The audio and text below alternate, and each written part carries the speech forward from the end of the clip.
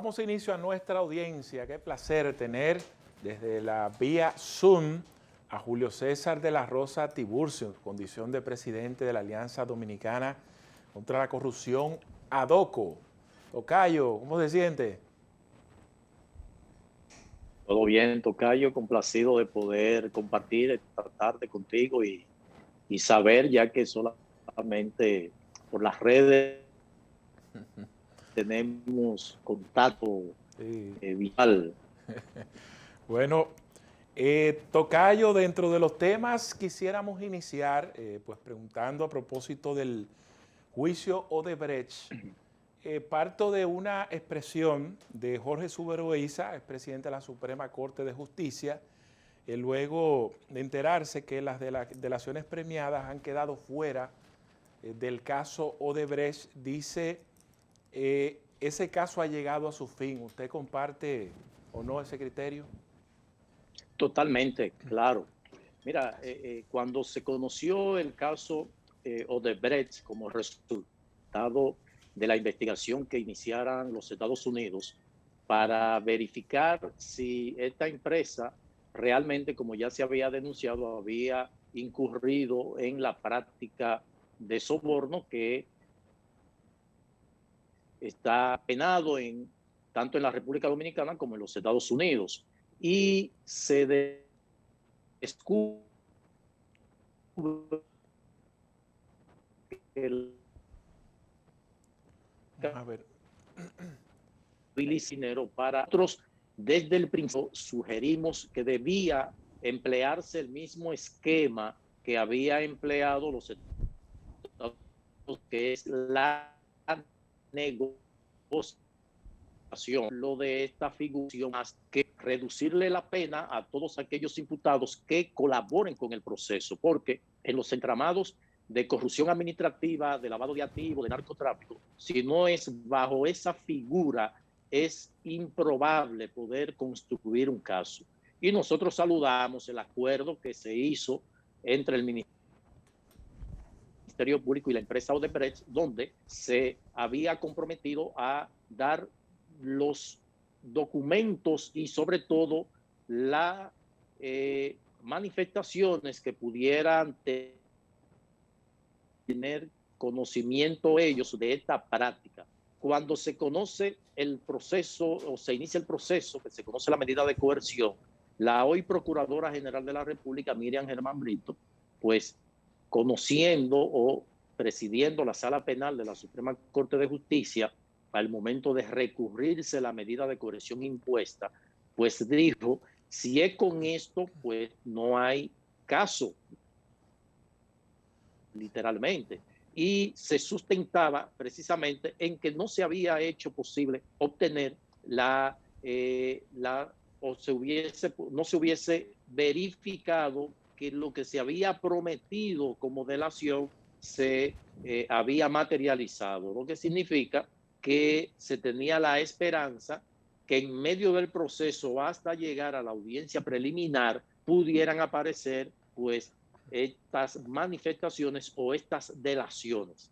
En consecuencia, si ya el tribunal que tiene el conocimiento de este caso descartó lo que sería la espina dorsal de este proceso, pues evidentemente que colijo con las expresiones del expresidente de la Suprema Corte de Justicia, Jorge Súbero Eiza, de que sin estas evidencias que fue en la que se sustentó el Ministerio Público, pues evidentemente que este caso llegó a su final. Sí, sí, Julio César, para ver Sí. si entiendo un poquito en cuanto al tema del caso de Brecht y de las delaciones premiadas. O sea, que dentro de un tecnicismo jurídico, las delaciones premiadas que se veían fundamentales, ahora las mismas carecen de fundamento. Para ver si usted me explica esto. Mira, como bien tú señalas, se trata de un tecnicismo jurídico, porque se trata de eso, donde debe ponerse en relieve el debido proceso. Tú no puedes, ante la Sí,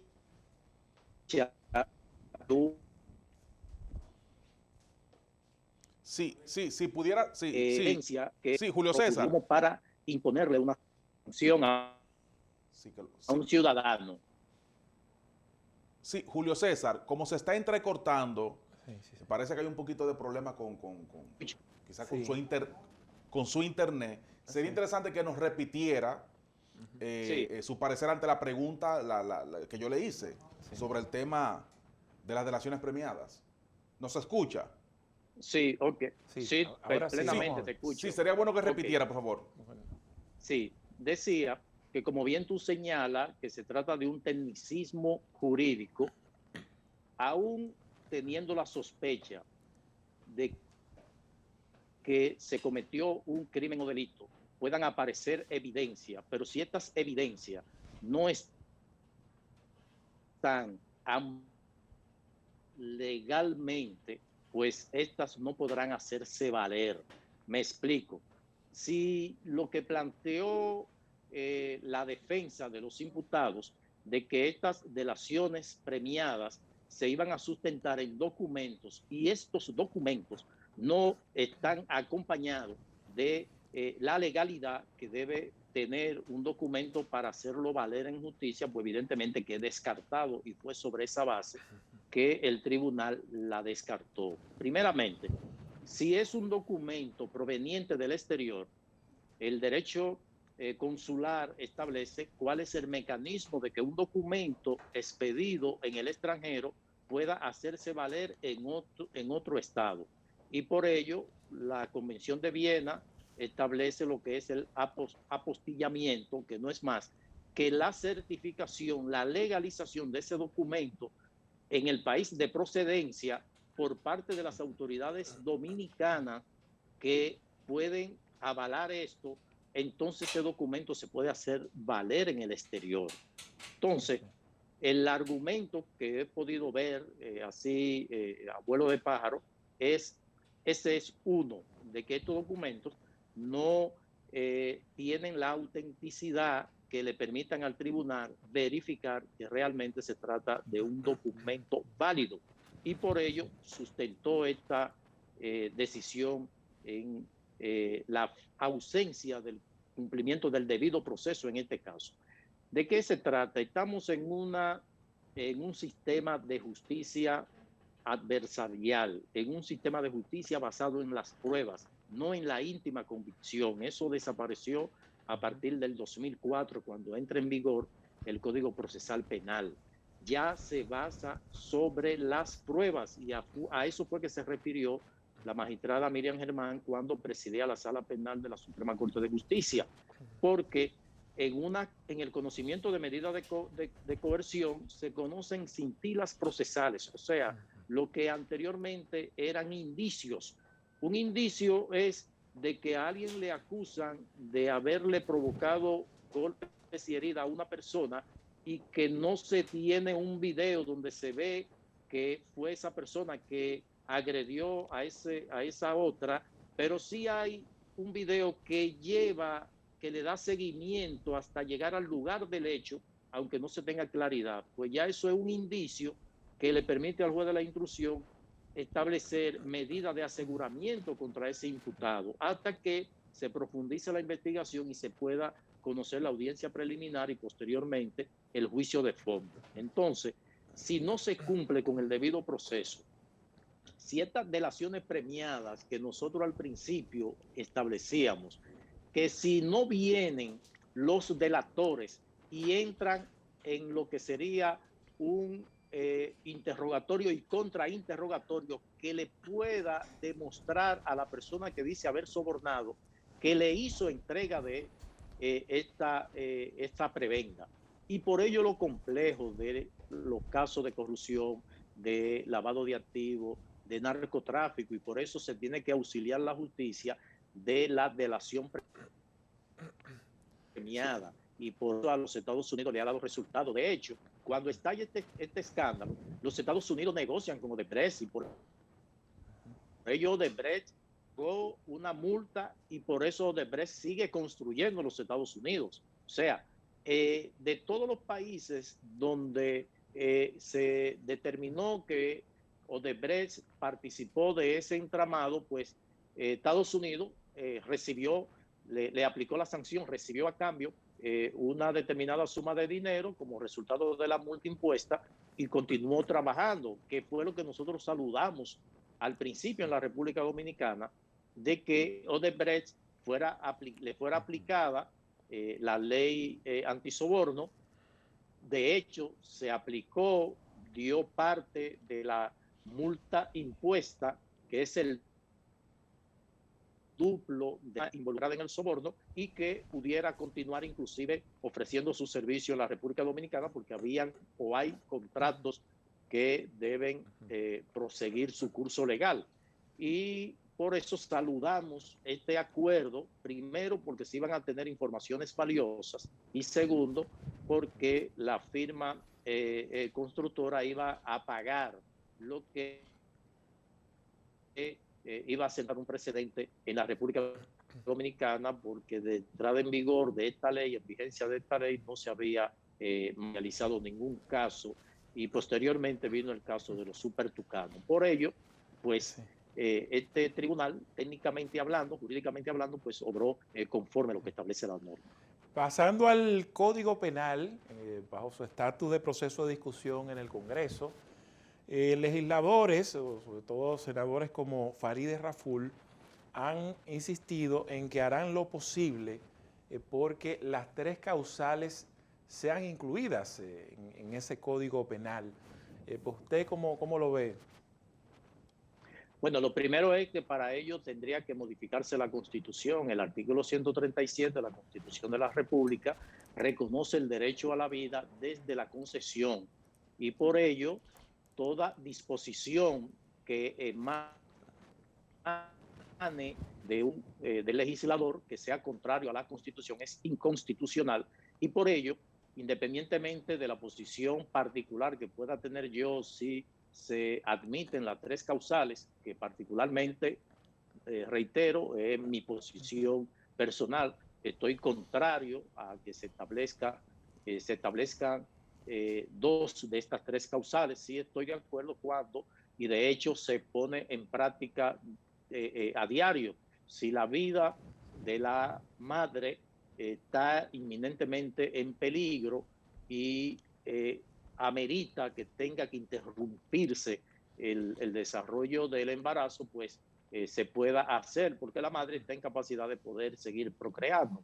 Y eso actualmente no se le impone una sanción al médico que pues realice este procedimiento. Y de hecho han habido procedimientos a cada momento. Y por eso nosotros somos contrarios a que se impongan otras 2 causales, porque hay una que se lleva a la práctica en la actualidad.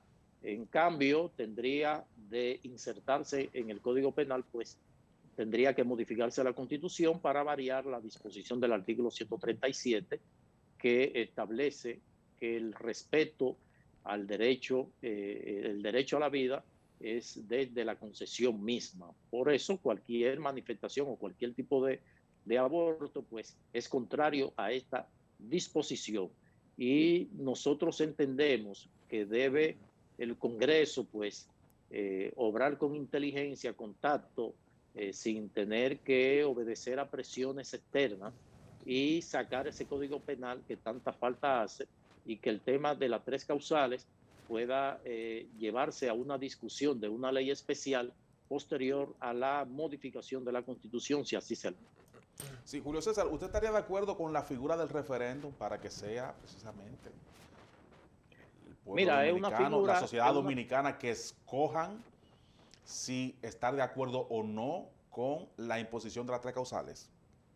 bueno, es que el referéndum sería en ocasión de modificar la Constitución de la República, porque se trata de una de las cláusulas pétreas que tiene la Constitución, y que podría perfectamente someterse a un referéndum, primero a un plebiscito si se modifica el artículo 137 y posteriormente al referéndum aprobatorio, para entonces modificar la Constitución en ese en ese orden, pero no un referéndum puro y simple para que pueda estatuir la población votante sobre un caso, sobre un tema que es eminentemente del Congreso de la República y sobre todo de la Asamblea Nacional modificando la Constitución. O sea que un referéndum no puede forzar una norma que sea contraria a la Constitución de la República.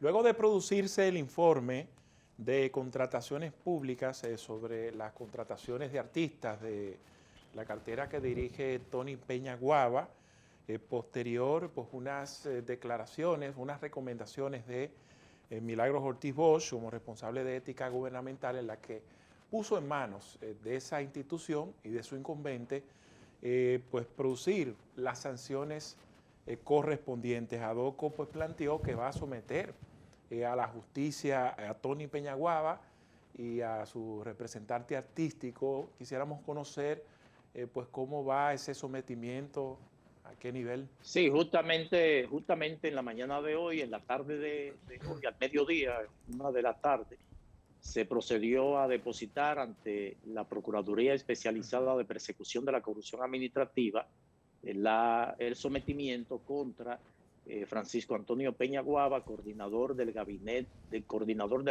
de política social de la presidencia, de la misma forma al asesor artístico del presidente de la República y al viceministro Boni Cepeda por estos haber incurrido en la violación de una serie de disposiciones que están establecidas en el Código Penal.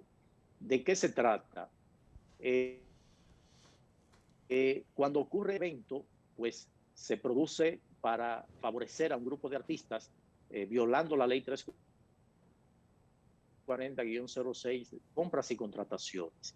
No se cumplió con el debido proceso que establece la ley de la publicidad, de la economía, de la transparencia, que son parte de los principios que le dan vida a esta ley.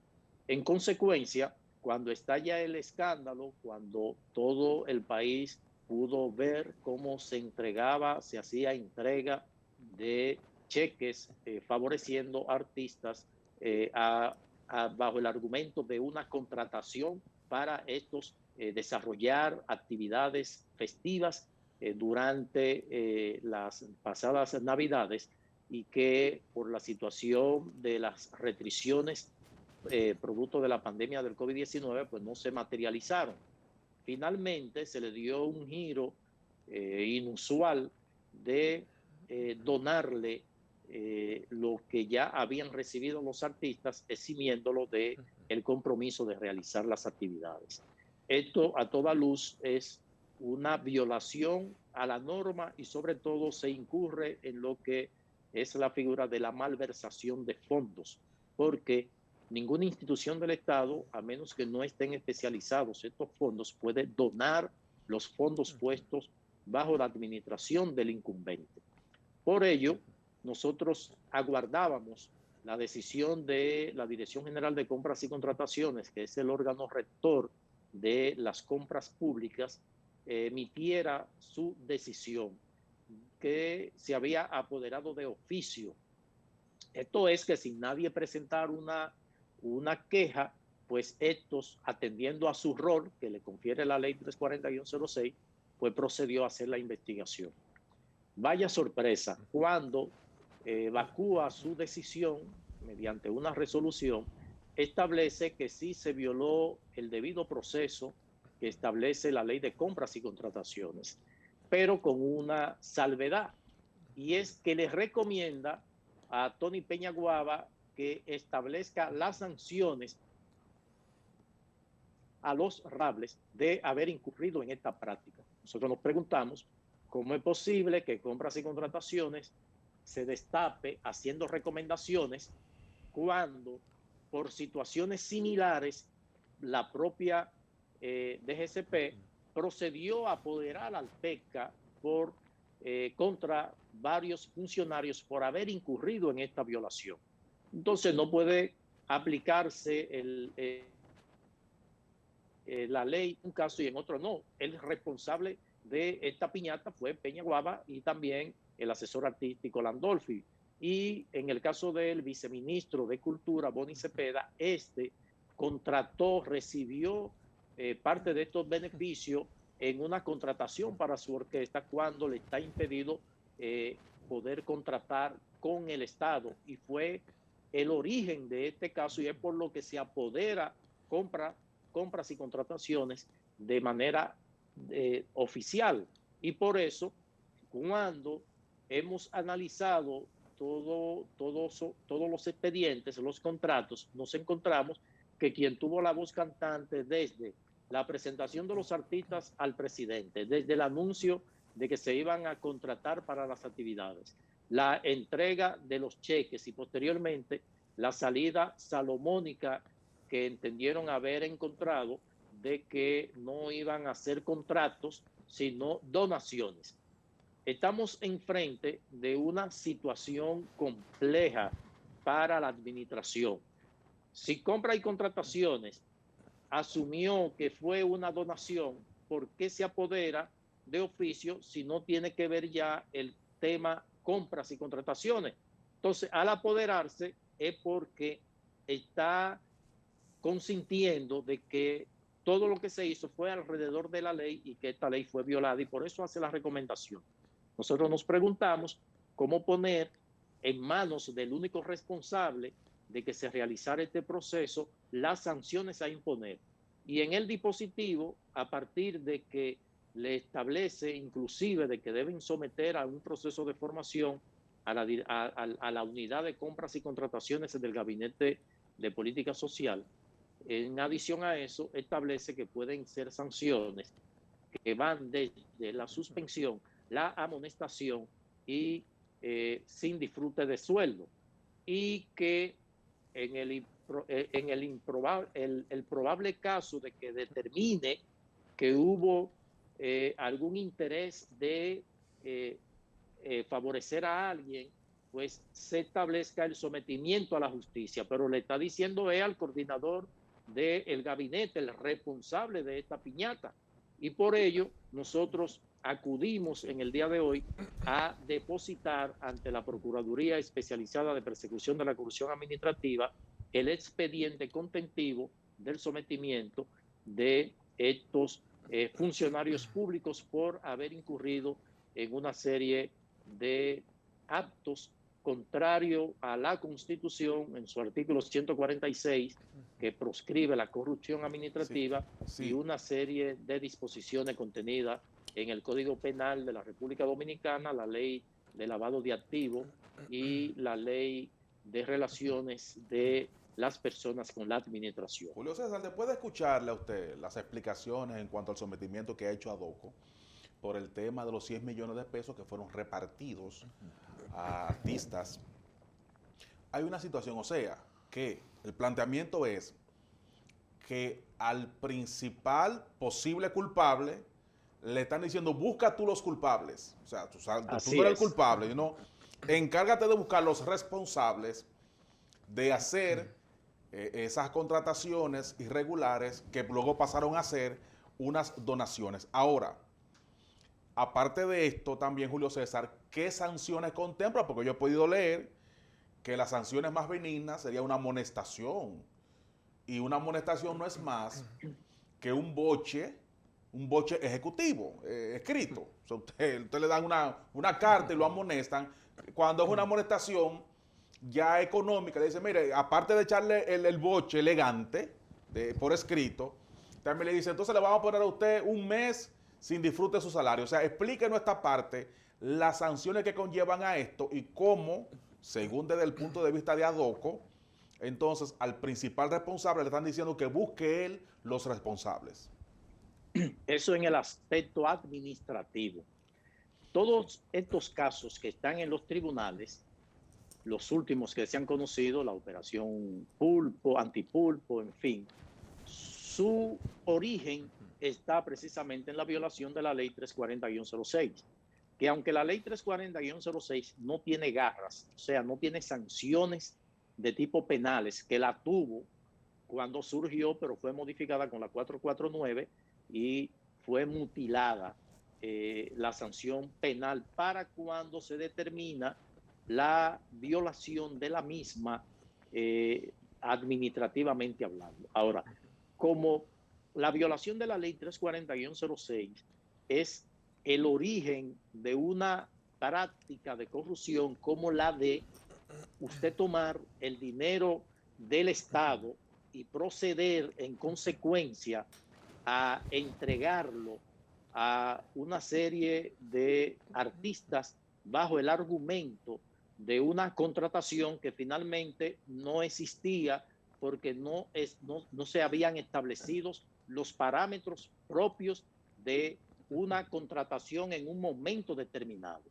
Y por ello se establece entonces que como se utilizó el mecanismo de la contratación violando la ley, en consecuencia, para tener un resultado final que es beneficiar a un grupo donde puede perfectamente establecerse desde la figura de asociación de malhechores, de enriquecimiento sin causa y todo lo que es la malversación de fondos, que no es más que usted darle un uso diferente a los fondos fueron específicos que usted maneja. No necesariamente tiene que habérselo robado, sino que le dio un diferente, una figura de aceptada a través de las convenciones que se establece como tal. Finalmente, sí, le escucho. Hay algunas confusiones. Vianney hizo referencia a 100 millones, que era lo presupuestado, pero el gasto, tengo entendido que no pasó, no llegó a, fueron 50 y tantos. Hay artistas que alegan 55, haber estado en la lista, pero que no cobraron. Sí, y al mismo tiempo... No lo recibieron. Exacto. Entonces, al mismo tiempo, como en el caso de Ramón Orlando, dijo que él recibió esos recursos, que ya asumió sus compromisos, que es un dinero que es imposible devolverlo. Otros artistas han tocado algunas fiestas, pero le falta completar. En este caso, ¿cuál es la responsabilidad en el caso de ellos? Evidentemente que recibieron un pago indebido. Y deben, en el menor de los casos, pues participar de un proceso que debe organizar el Gabinete de Política Social de contratación y cumplir con lo que es de compras y contratación. Entonces ya a partir de ahí darle el viso legal que debe tener toda contratación que haga el Estado, estableciendo de que no deben participar ningún funcionario, ningún servidor público que le esté impedido, como lo establece perfectamente la ley. Aquellos que recibieron tendrán que resarcir al Estado, sea a través de rendir el salmente, fueron contratados, fueron contados, y de lo contrario, pues estarían también siendo reo de esta práctica irregular de recibir lo indebido a partir de una entrega indebida de caudales públicos. Y por eso, originalmente, se imputan a estas 3 personas como responsables. En medio del proceso de investigación, el Ministerio Público podrá llamar a cada uno de los receptores de estos recursos. Originalmente era 102 millones de pesos, fueron los para ellos. Y hubo artistas que cuando estalla el escándalo, pues se abstuvieron de recibir. Algunos no se encontraban en el país, otros advirtieron de que esto iba a causar este ruido innecesario, porque fue algo que pudo haberse hecho realmente cumpliendo lo que establece la ley, y en consecuencia, pues salieron a tiempo, o sea, no recibieron, y por ello no pueden ser imputados como si lo que recibieron rindieron el servicio para lo cual fueron contratados originalmente. Y digo lo de originalmente porque lo de la donación, eso quedó sin efecto automáticamente. Compra y contrataciones, pues verificó que se hizo un procedimiento y no se cumplió con el mandato de la propia ley. Bueno, muchas gracias como siempre al presidente de ADOCO por estar atento a nuestro llamado a este tribunal de la tarde. Ha sido Julio César. Placer. Siempre a la orden. Bueno, muy bien, y de esta forma, Vianney, Despedimos el día de hoy el Tribunal de la Tarde, invitándolos a que nos acompañen mañana, que es jueves, será jueves, de 6 a 7 de la noche por Telefuturo Canal 23. Estaremos con ustedes en una nueva entrega de este espacio. Pasen todos una feliz noche.